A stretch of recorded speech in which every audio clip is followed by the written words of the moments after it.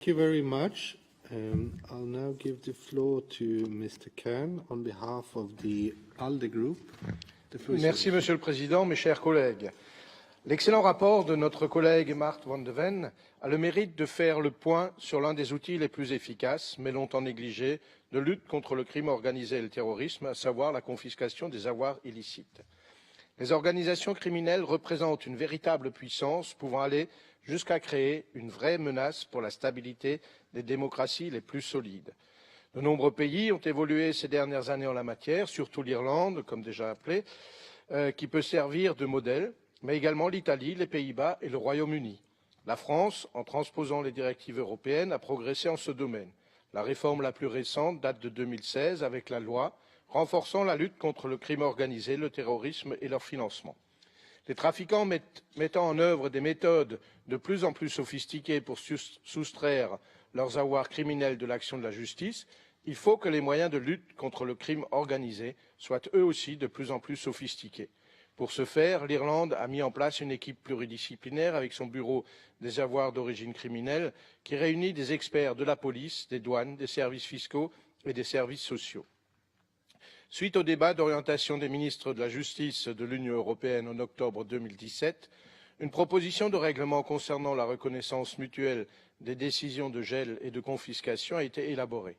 Elle vise à faciliter le gel et la confiscation des avoirs financiers que des terroristes ou d'autres criminels sont susceptibles de déplacer d'un pays à l'autre. Le règlement fournira un instrument juridique unique permettant d'améliorer la rapidité et l'efficacité des décisions de gel et de confiscation grâce à la standardisation des documents et des procédures. Pour autant, le problème reste entier, car de nombreux États ne possèdent pas de législation similaire. Par ailleurs, comme le souligne la résolution, 98,9% des avoirs illicites ne sont pas confisqués par manque de coopération transfrontalière et restent donc à la disposition des criminels. Pourtant, comme je viens de le dire, l'arsenal européen existe en matière de coopération à travers diverses conventions européennes d'entraide judiciaire en matière pénale. Malheureusement, comme le rappelle la résolution, ces conventions ne sont pas toutes ratifiées par l'ensemble des États membres du Conseil de l'Europe. Ce vide juridique, comme le souligne très bien notre excellent rapporteur, permet à la criminalité organisée de continuer à échapper à la confiscation de ces avoirs illicites.